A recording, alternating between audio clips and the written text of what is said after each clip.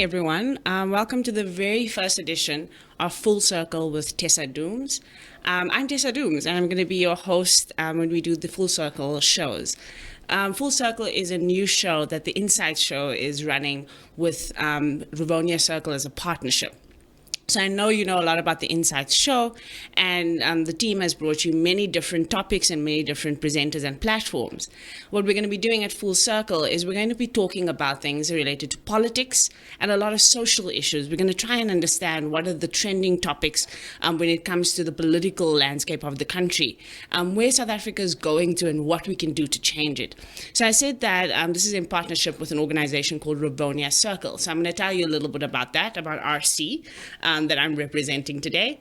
Rivonia Circle is a new knowledge hub that we've created, and it's a place where we want to create a dialogue space for people to engage on policy issues, but also start to take political action. And in different ways, in different forms, we are engaging, and this is one of those platforms where we hope as a team, and I will be introducing you to different members of the Rivonia Circle team in the months to come, but we hope to create a space where we can bring our different expertise, our different influences, different people in this country who are making a difference, or different people who are causing problems. But we want to bring them into this space, and we want to create a way for you to engage and make sure you are up to date with the latest news when it comes to what's happening in politics. But more importantly, this hopefully will be a place where you'll be inspired to change South Africa, because that's what we are all about.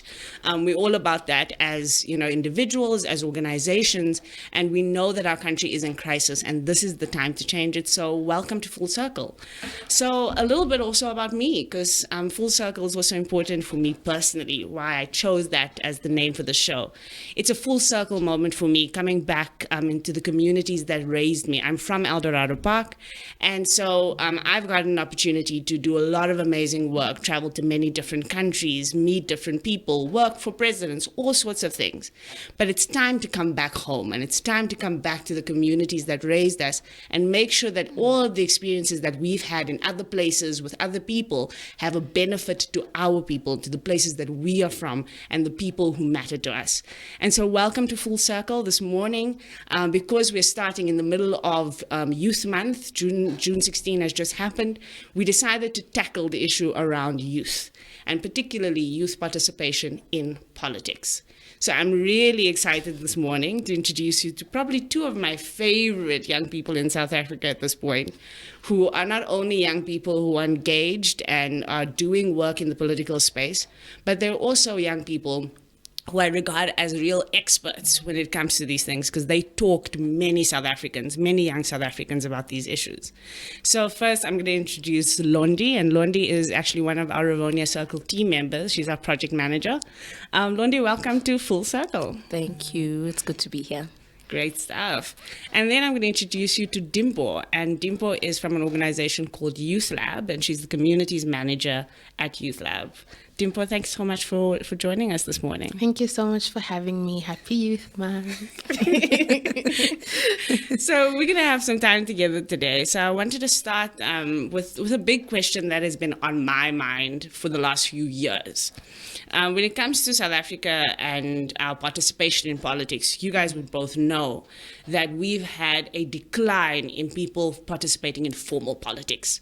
So in the last local government election, one of the statistics that always really gets to me is that there were 40 million people over the age of 18 who were eligible to vote, but only 12 million of those people showed up.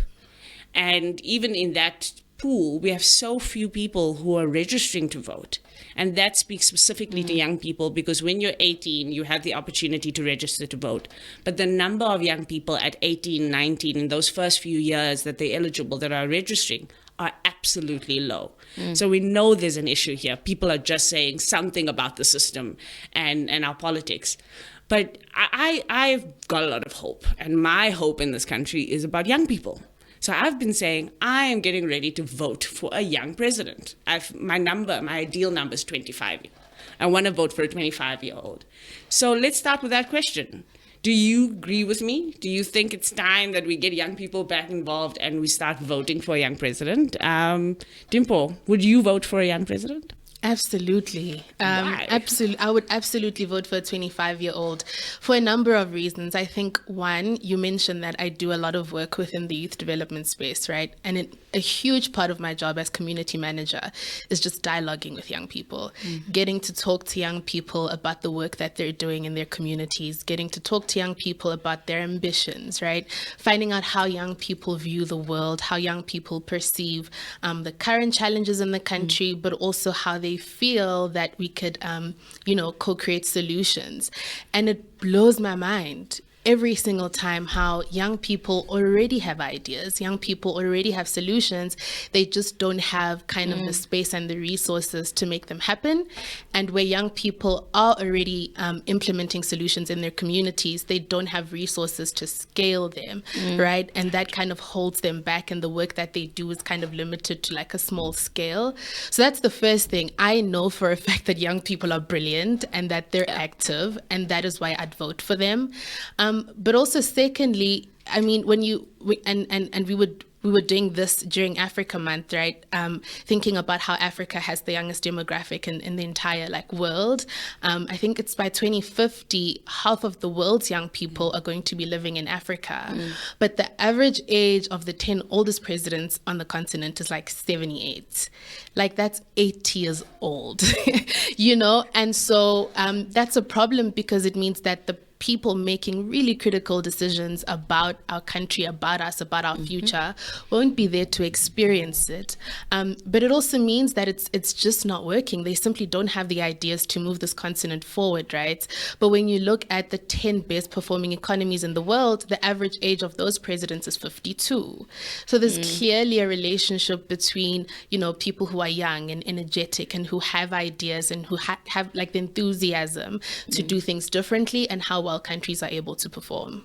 I mean, I think people would often say that, young people, what do they know about that? Do they have the kinds of experience? But if you're making the claim that the younger a president is, or younger presidents are doing better, then perhaps we're missing a trick in terms of what experience gives versus what other things young people bring to the table. And so maybe that's something we must talk about as we go along. Yeah. What are the things other than experience young people bring to the table that we should be taking, more note of? Londi, would you vote for a young president? Not 25 exactly, but... I absolutely would vote for a young president. I mean, even a 25-year-old, I absolutely would. I think the thing for me that then trumps experience is innovation, is that young people are thinking differently about the world. So you are not going to create the kind of society that we want. So if we say we want an anti-capitalist society, an anti-patriarchal society, all those antis that we want, you're not going to be able to create that if we continue voting for people who are that, right? So who are capitalists, who are patriarchal, all the supremacies in the world, So for me, young people right now, the kinds of conversations, and I think Dimpho is absolutely correct, the kinds of conversations and the kinds of solution building that's happening within communities led by young people is absolutely incredible. And so for me, it might not even be a question around how do we scale these things, but a question around how do we create a platform for those things to work where they work and matter where they matter? Because not everything has to be a big national question. And maybe that's part of the problem. And I think a lot of young people right now are thinking about how do we make this thing work for ourselves and for our communities. And just because I think, part of the problem is they're not speaking in mainstream language. They're not speaking in traditional language. They're not speaking about branches. And Congress. And because those things do not make sense for them, for the world that they live in and the world that they experience. And so their solution building then goes beyond this thing of branches and mainstream politics and we must go and vote. So I think we have to put some time and some energy into engaging young people. And part of that for me would be to vote for a young person to be a president. But I mean, some people would say it's not that young people have been completely disengaged from South African politics, and that we've seen younger people come in and, it still hasn't changed much, What do you say to an argument that says young people will just bring more of the same? Power corrupts, more power corrupts more, all of that. They're just going to come in and do the same thing. What do we say to that? So I don't think that the kind of youth that I am engaging with and the people that I am talking to and thinking through the issues in this country want the same system. I think part of the limitation right now with young people who are already in parliament, who are already in governance spaces, is that they are limited by the system that they then exist in and the system that they then buy into, right? Because they have to buy into it in order to be able to participate, in order to point of order, right? Like they have to buy into the system. The young people that I am engaging with in communities are like, scrap the whole thing. The whole thing is not working. And so I don't think that if we're talking about those young people who are saying scrap the whole thing, that then we're going to recreate this thing that we already have. I think there's a big appetite for something different. And I think there's a real sort of abantu bayacabanga about these things. People are not just making grand narratives and just saying random things, but people are thinking through these things and they're thinking through what these things look like. I mean, we were in a conversation in Durban where one of the young people was like, their vision of a better South Africa, of a new South Africa, would be that local government wouldn't exist. And then she went on further to explain what exactly that means, what it would look like, what does it mean for constituencies, what does it mean for municipalities. Yabon? So she's not just randomly saying this thing because it sounds cool to say and because it's radical. She's actually put in real thought to what this would look like and what governance would look like for people in their communities if we didn't have local government. So you're talking about a different kind of young person coming into politics, not necessarily young people who are already attracted to the politics that is there. Who are those young people, Dims? Who are those young people? Where are they? What are they doing? And other than, so that they don't bring experience per se, but other than that, what do they bring to the table that is different from anyone who's in the game right now? Yeah, these young people are community organizers, they are community builders, they are activists. And these are, and I'll make an example. There is someone that we have talked to at Youth Lab. He's based in Bloemfontein. His name is Tiamo Malachi. Awesome activist. He stood as an independent candidate during last year's elections. And we were just having a conversation about like, what are some of the challenges, right, of being a community builder and then trying to take the work you do in communities into like local government, right? And just how the system almost doesn't allow for that to happen because of like all of those barriers and the bureaucracy. And he was saying, that you'd find people in the community who say, we see the great work you're doing with young people. We want to vote for you, right? But if you think realistically about it as an independent candidate, resources are a thing. You're coming up against people who are affiliated with big political parties. So there's, there are those barriers, but I think for the most part, these young people are community builders. They are activists. These are people who design and run programs in their communities and get young people involved. And like Londiwe was saying, it doesn't have to be like, big programs, small things like, having an arts program, having a community center, having a sports tournament. Like they find really creative and innovative ways to engage young people in their communities. Yeah. But is that politics though? Right? So people would say, well, that's community activism, it's very nice, do something nice for the community, keep kids busy, all of it. Is that politics, right? And people would be in their right to say that young people aren't necessarily, fighting for space in politics. If you look at the political parties that are there, there are youth formations. At best, people are fighting for spaces within those youth formations. But I mean, I've heard people say, young people need to start contesting and need to start fighting for that space, and they need to start fighting within the realm of politics. It's all good and well to say, I'm doing stuff there in my community. That's community work. How does that translate into politics? How do we start to do that and think about it as politics? Do you want to take a stab at that first? Yeah, so for me, it is politics, right? Because everything is politics. As soon as there are two of us in a room, it's political. You know, because we're the way that we experience the world and that we then navigate the world means that there's going to be contestation, and means that there's going to be someone's needs must be prioritized over the next person. And so for me, as soon as we exist, we wake up in the morning, we breathe. It's politics. It's political. So I don't know if I would agree with the distinction of that's just community work and you should then contest in real political spaces. It's a weird dichotomy. There's no need to make that distinction. One. Two, it's not mutually exclusive. Both these things can exist. We can have a situation where people are actively participating in their communities, and inevitably you'll have to engage the councillor. You have to engage the structures anyway, right? Even if you are just doing community work, you have to engage. But it's not mutually exclusive. I am not opposed to seeing a community organizer turn into a councillor.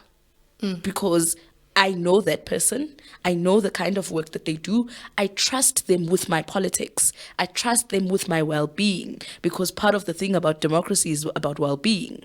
If I know Uguti Tessa is a community worker or has been a community worker, and these are the things that she's been able to do, and these are the engagements that she's been able to do within communities, I am more likely to be like, yes, indeed, go there, I will vote for you, than like some random person from a political party that I don't know you and I don't know your work. Yeah, and this is someone you don't know even if you are affiliated with the party, right? Because remember, they're just part of a big organization. And I think that's the beauty of like local government, is that it really gives us an opportunity to choose the individual that we want to lead us. And I think that just supports what Londiwe is saying, the fact that it is politics, right? Politics doesn't have to look like one thing. And if you think about the work that community organizers do, at some point, what they're ultimately trying to do is influence how the community is shaped, right? Influence the way that things are done in the community, influence how inclusive the community is. And so I think that is politics. I think that's not politics in the way that we know it, but it is politics. And at some point, because it's politics, I think it has to find a way to influence how the community is governed.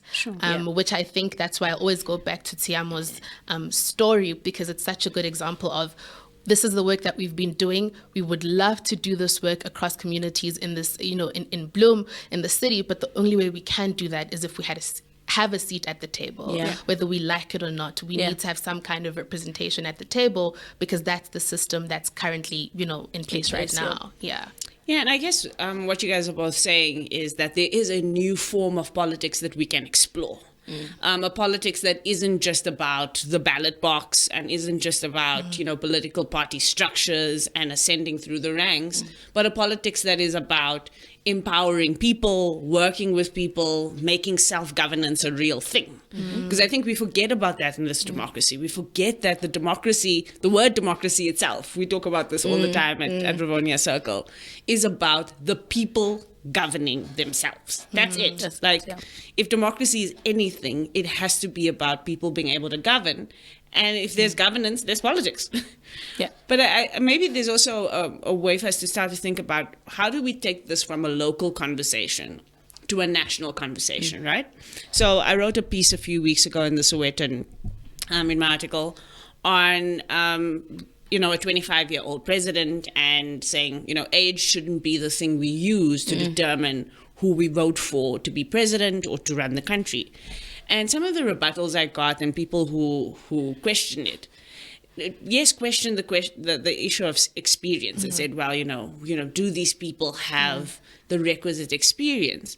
And although it's easy to say, they bring other things to the table, if we're going to national politics and we're going to national levels and union buildings and we're talking about policy and all of that, does it matter if somebody doesn't have union building experience before they get there?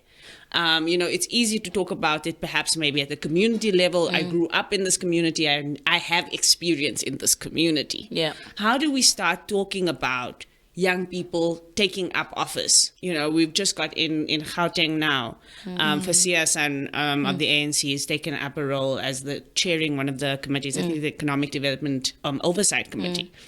I mean, she's been in a political party, all of that. Did that ready her better for that role? Are we just, talking about here local politics that can be different? Or can we have young people that can ascend, to the highest levels of office, and what would it take? Dims, you want to take a first stab? Do you want to go first? Don't do it. I mean, as you asked that question, I was thinking about a question that I get asked a lot, right, which is around youth formations within political parties, so your youth leagues, and whether or not they're still relevant, and whether they play a role in like the political participation of young people. And I see youth leagues and I think about how they're meant to be training ground, right, for young people who do want to take up political leadership.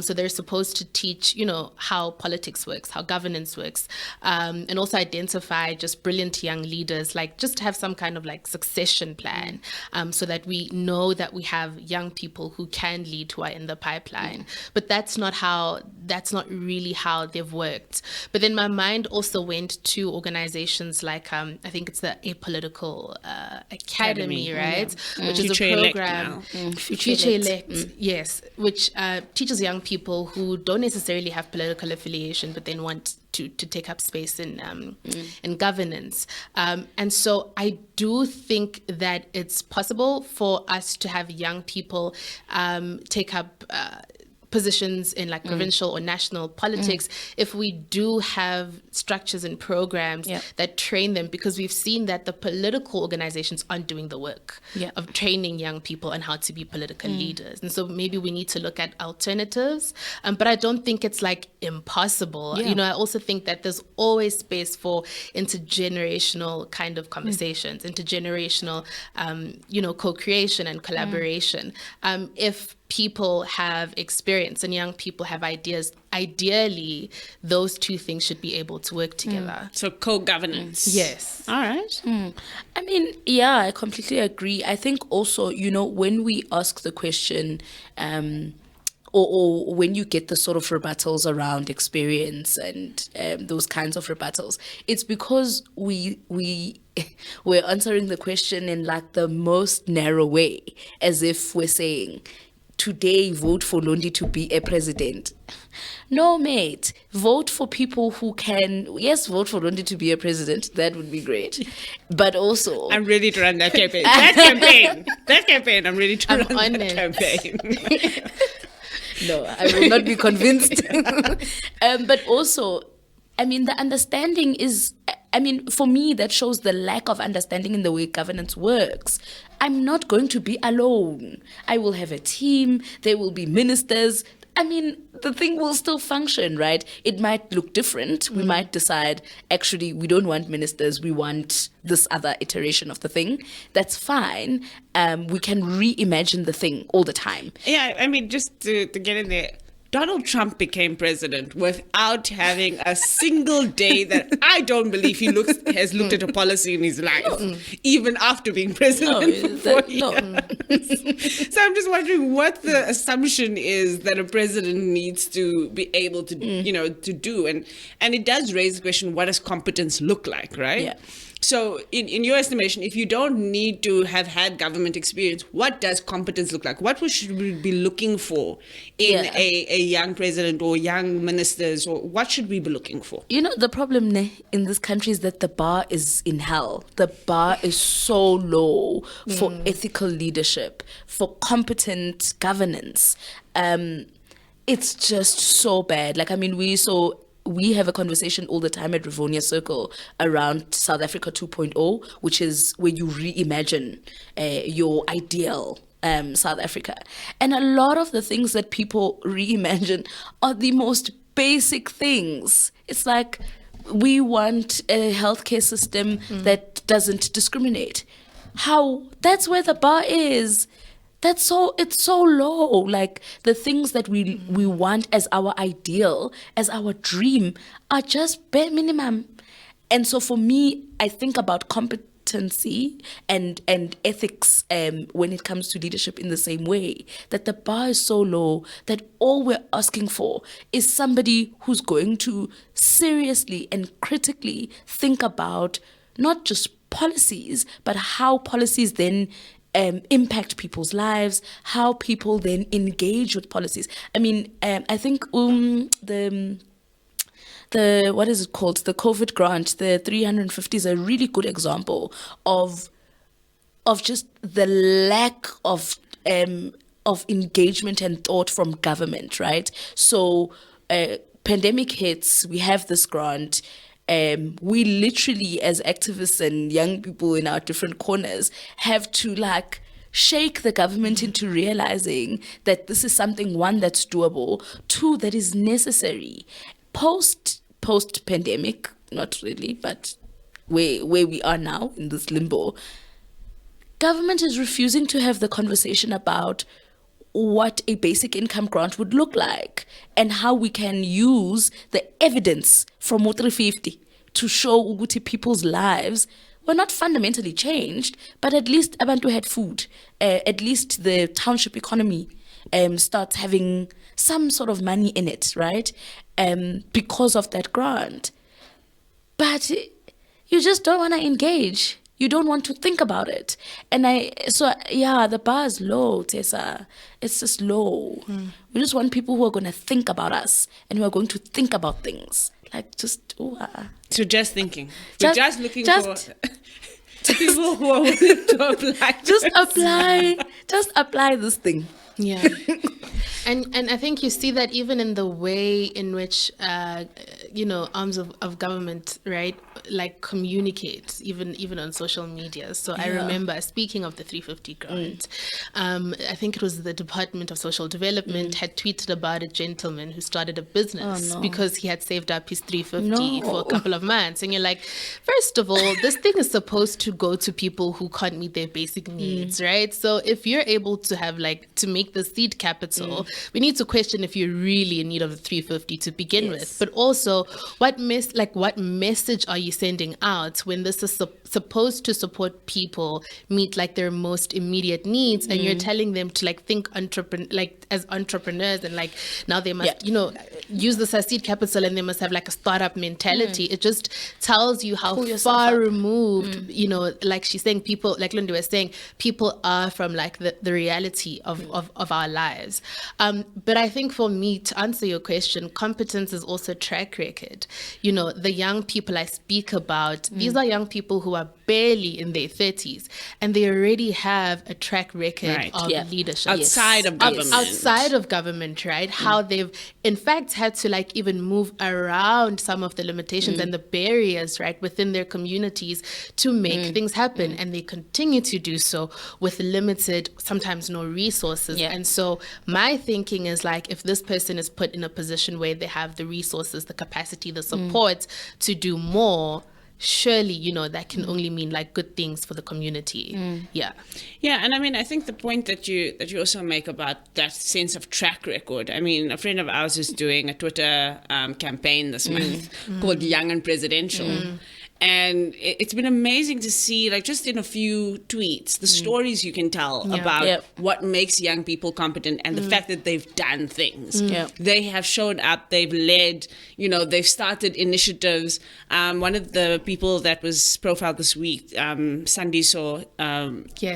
Sandiso is running one of those innovative tech companies in the country.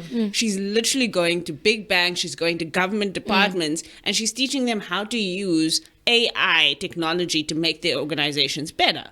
I mean, that's track record. If I'm looking for a minister of technology and science and innovation, why is Sandiso not on my list? Yeah, right. But also, she would be able to do that in a way that puts people first, because Sandiso also founded, I think it's Born to Succeed, which is a women's empowerment initiative. So you can also tell that these are people who have great accomplishments, but they also have a heart for people and their communities. Yeah.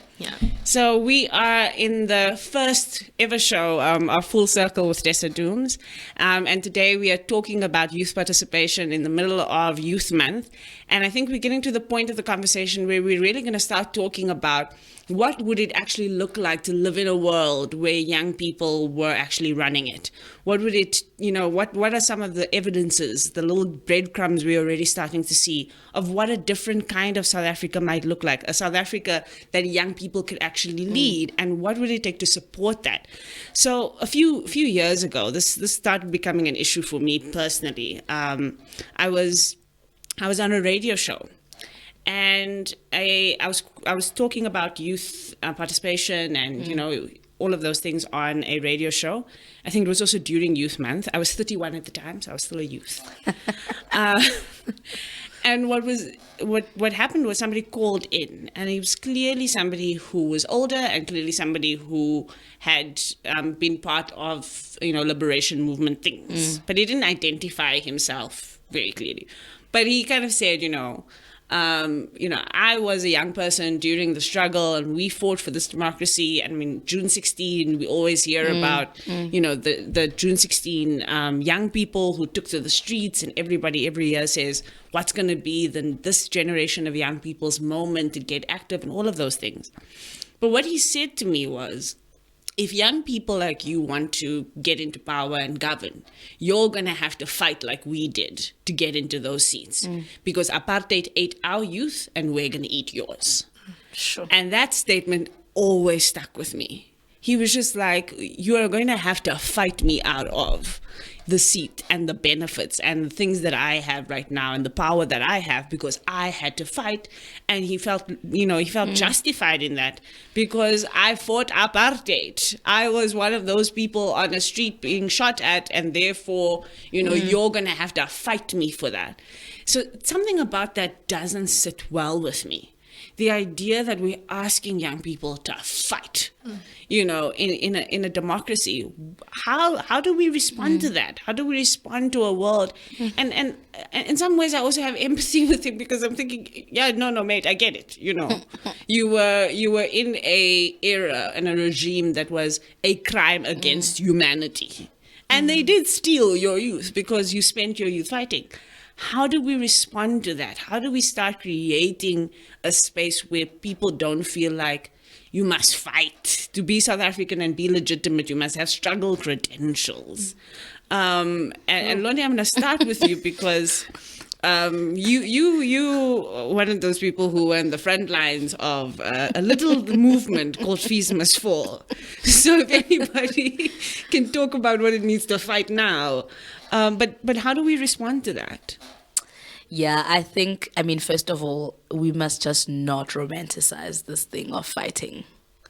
Being in the front line of Fees Must Fall was not nice. It's ridiculous.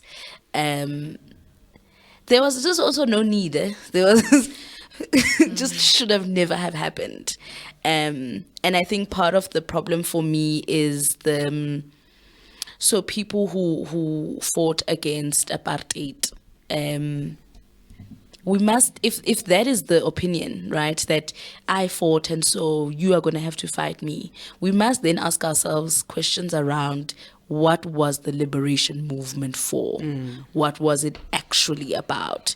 And if Kukuti people were fighting so that they can dominate over other people, instead of fighting for actual freedom and for liberation for everyone, for an inclusive society, for an equal society, then we must really have a very serious conversation about those people and what we are going to do with them. Yeah. Like, we must have a very serious conversation, because it cannot be that we live in a democracy that is well fought for, but we must still fight. It just, no. Yeah, and people say young people are entitled, you know. Yeah. You know, I don't know if I can answer the second question about how we change the mindset. But to the first question about young people have to fight, young people are fighting. Living in this country is a fight. You know, we might not be fighting apartheid and, you know, as a political system, but young people are fighting, like, just to be a young person and be able to self-actualize in a space where you cannot even guarantee that you're going to have access to social services, that you're going to Have access to food. Have access to food, right? Or have access to the healthcare that you need. You're not even sure if the education system that you're a part of is preparing you well, right? To be able to participate in the future. You get into entrepreneurship, for example. You know, we speak to a lot of young people who are doing these kinds of things at Youth Lab, and they'll tell you about just the process of registering your business. I'm not talking about funding and compliance and all of these things, just registering your business so you're able to actually get your skin in the game. It's ridiculous and it's expensive. I mean, Youth Capital released a report, the cost of job seeking report, I think a month ago, and they found that about 80% of young people say they have to choose between looking for work or eating a meal on that day because it is so expensive to look for work. It is so data heavy. You know, the travel, it's a lot. And so that sounds like a fight to me. So I think young people are fighting. And I think, you know, if it's a thing of you have to fight to earn your seat at the table, young people are fighting. Like, we do have struggle credentials. And I mean, it then raises questions also about how do we start. Number one, I think you're right, Londi. Like, we need to move past the need to fight, you know. But how do we start getting those young people? If young people are in a point where just finding a job is hard, are we expecting too much of young people when we say they must run the country? You know, are we expecting too much of young people? Is this just a pipe dream? You know, we're just sitting here because we have levels of, you know, privilege to be able to chat about this. Is this a pipe dream or is it possible?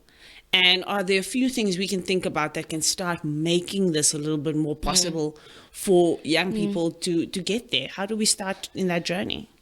It has to be possible, hey? It has to be possible, because otherwise, this is supine, guys. I don't know. I can't use the other word.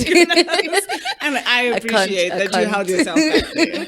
Yeah, so I mean, it has to be possible, and we, for those of us who are in spaces where we can move and shake things in particular directions, we have to do that. I'm not going to ask someone from Escorti, which is where I'm from, to rally and fight and while I sit here in Joburg and live my best life. I have to rally, I have to fight in all the spaces that I occupy. We have to. Because you know what my thing is now with this country is that, so we don't have anywhere to go. Like, the three of us sitting here, this is it. Like, this is all it. we've got. Like, we don't have anywhere to go. And so if we don't do the work to create the thing that we want, who's going to do it? Two, I always say, Guti, I do the work that I do because I want, when I have children, I need to give them something better than what I got. Because what I got is soup. And me, I have a fork. And it's I not boom working. I boom. And so I need to be able to give them something just a little bit better.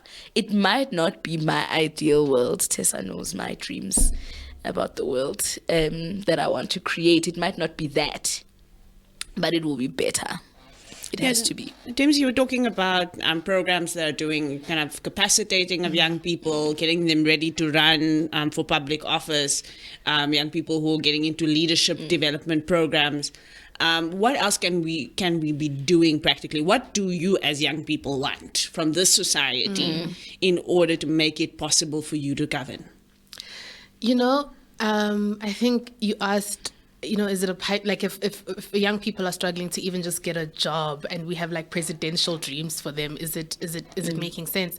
The odd thing is that these are the same young people who are active in their communities, right? It's the young people who are struggling, right? Who are struggling to find work. It's the young people who never got to go to tertiary, who have programs in their communities that prepare other young people to go and study in tertiary institutions. Yeah. So these are young people who have found ways, who, like I said earlier, who have fought to be active, even part of a system that constantly kicks them out. And so these are young people who do have something to offer. These are young people who have, experience work, within the community. These are young people who understand the needs and the problems of the community in a way that we don't. These are young people who are then able to find solutions the best, because they understand and like interact with the community in a way that we don't. And so I think young people, like no matter what their state is, like their situation is, they always have something to bring to the table. And that's the thing that blows me away, like in the work that we do, even if it's just ideas, Pro Pelé always says young people are the experts of their own experiences. Yep. And, what we try and do at Youth Lab is, yes, we talk about policy and governance because it's important for young people's voices to be heard in those spaces, but it's also just important to create spaces where young people can just talk about their experiences. Like, what's it like navigating life in your community? What's it like navigating life in your country? Like, we don't have to find a solution, but let's talk about what the issues are so that they're known. And, that's a very important first step. And I mean, it's in a democracy like ours, young people are the majority. The majority of people in this country, actually about 65%, are under the age of 35. And yes, that does include children as well, but those children are probably being parented by young people. Yes. I'm like, that whole category belongs to youth because they've produced the category. And so, when we talk about young people's experience, I think we forget that that's the heart of a democracy. Yeah. If I understand the experiences of the majority, then I should be capable of giving solutions for that majority. I was thinking about it this week in those terms, and apartheid, the big problem with apartheid, the reason why we know for sure it was not democratic, was that a minority of people were making decisions about a majority whose experience they did not even care to understand. And I feel like we might be in a similar situation here, where we have a minority of people, older people, who are making decisions based on experiences they don't have, young people's experiences. I was standing last week at Songezo Zibi's book launch, and it was myself and two other 30-year-olds, both of them younger than me, by the way. And they were saying, this, you engage with somebody who's 18, you feel so old. I said, you are old, mate. You are. You are old. The generational gap between an 18-year-old and a 30-year-old, the experience gap. I think even, between a 20-year-old and a 15-year-old at this point, things are so different. So I think you make a really great point about young people's experiences counting. And the last point I want to make on that is just that question of what is experience, because we talk about experience, but young people do have experiences, and I think their experiences need to count for more than we make it count for right now. Yeah, definitely. Young people's experiences need to matter.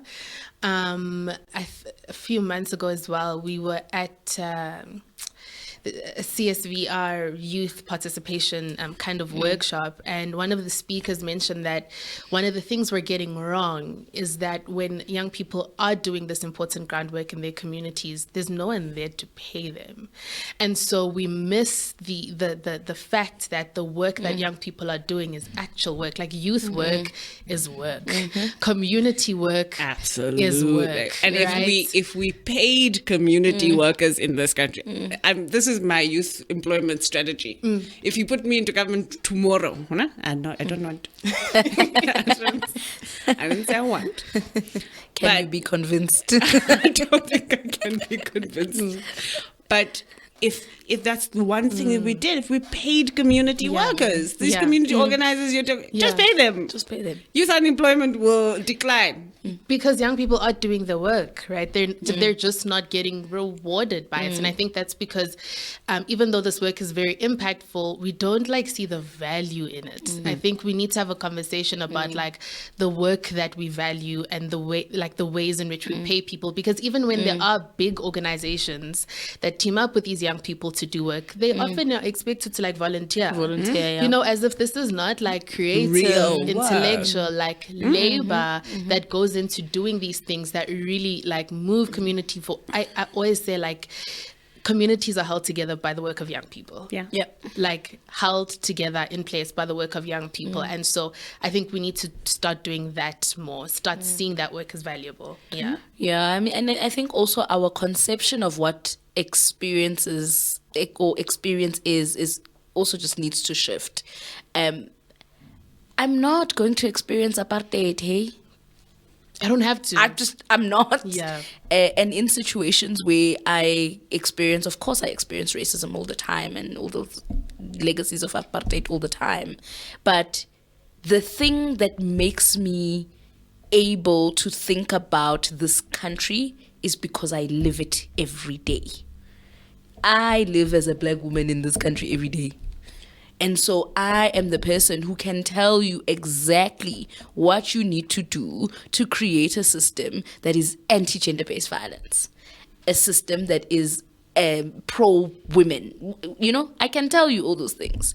But if you're not going to create platforms or spaces where that matters, where the fact that I've lived through this thing matters, and it means that I'm the one who knows best how to think about it and how to solve for it, then So I've made a commitment as an old person, as a now bona fide old person. an old person. Oh my God.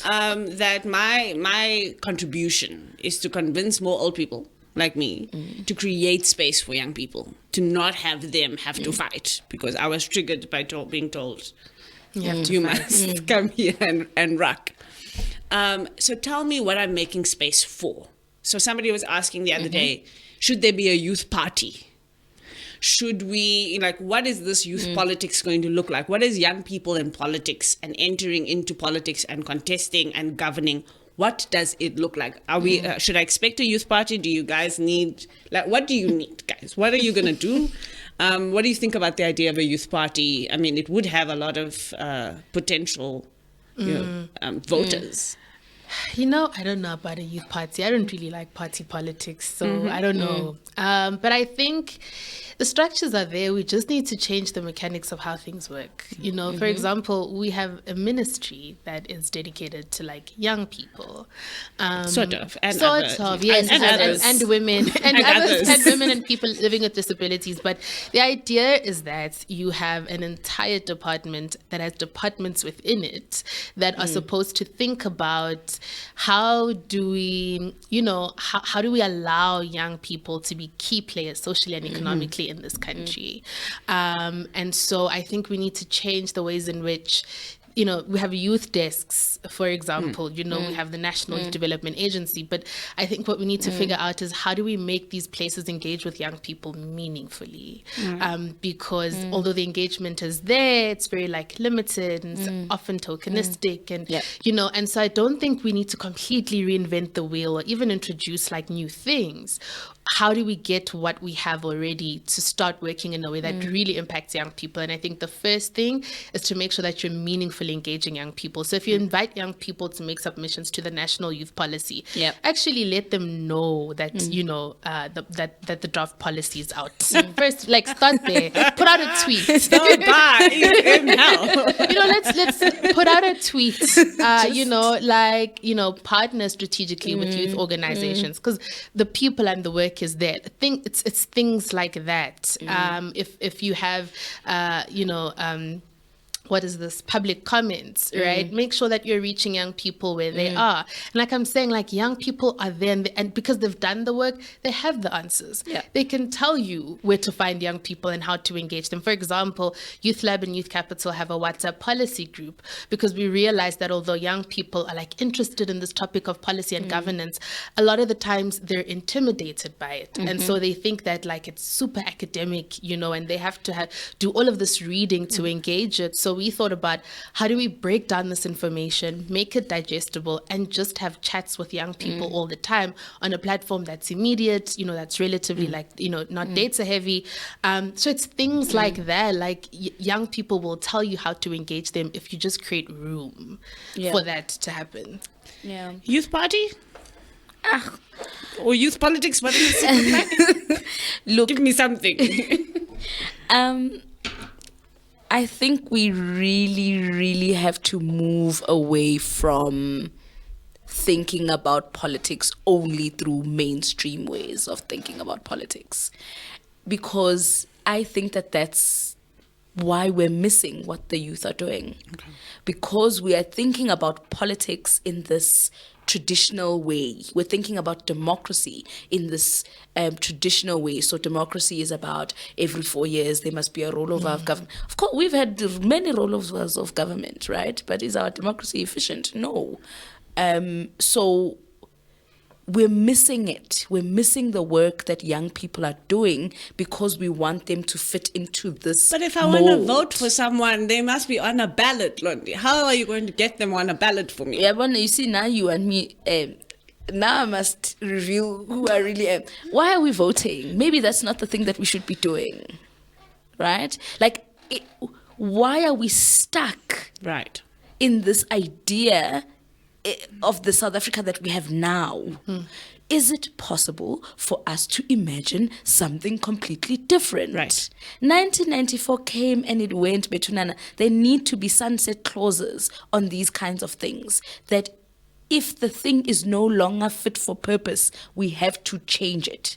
And I'm not suggesting tomorrow we must wake up and not have elections. It's not what I'm suggesting. What I am suggesting is, let's think about whether or not this thing works. Is it fit for purpose? And if it's not, let's do a different thing.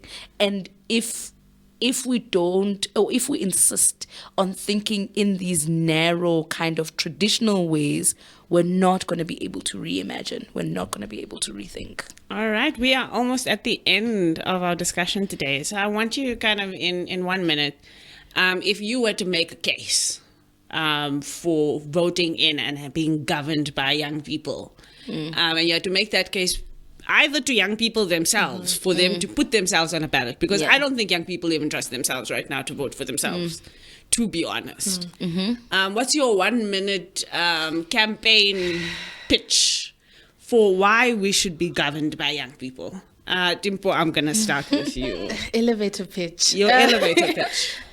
So, I mean, first of all, I'd say go through Youth Lab's Instagram. Like, we talk to brilliant young people all the time. But also, I think, you know, history tells us that young people care about the country and the spaces in which they live, right? 1976 happened because young people cared about themselves, but also, you know, what the future would look like. They cared about their communities. They cared about the fact that they were within an education system that would make, you know, Black people subservient. They cared about these things. Fees Must Fall happened because young people cared about the education system. Young people cared about how other young people are able to access it. And, you know, like I said, we talk to community organizers all the time. People do that work because they care. They care about the communities they live in. They care about the people who exist in those communities. And if there's no other reason, I think vote for young people, because they've shown there's a track record that they care and they're committed to building better communities and better spaces for people to live. Great. Londi? Shoo. Now I must follow that fantastic page. Yeah, I think Dimpho's right. Young people care. They have a track record, but they are also experiencing this country that we're in, and the communities that we live in, and so they have to navigate those things. And so for me, it's really important to take the ways that they've navigated these spaces and have managed to survive seriously, and think about what that looks like if we were to turn that into policy, if we were to turn that into effective policy, if we were to turn it into kinder policy. Yeah. Well, thank you so much for joining me today. And thank you for everyone who has engaged in this. I'm hoping there are many comments online, on the YouTube channel, on different spaces. For me, I really just want to end with, thinking about why we should do this, why young people matter in this. Frantz Fanon, an African philosopher who writes a lot about, oppression particularly, said that every generation out of relative obscurity, from nowhere in particular, must rise up and they must find their mission for the time that they're in, and they must betray it or they must fulfill it.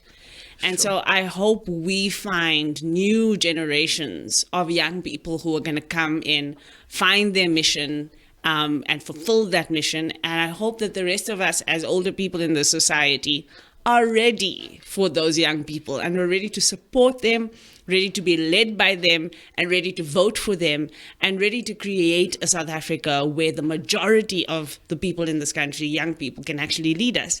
That brings us to the end of our first Full Circle with Tessa Dooms, our first podcast. And we hope to have many more discussions like this going into the future, bringing you many more faces you know, faces you don't, people that we can fight with, people that we can love and hug on.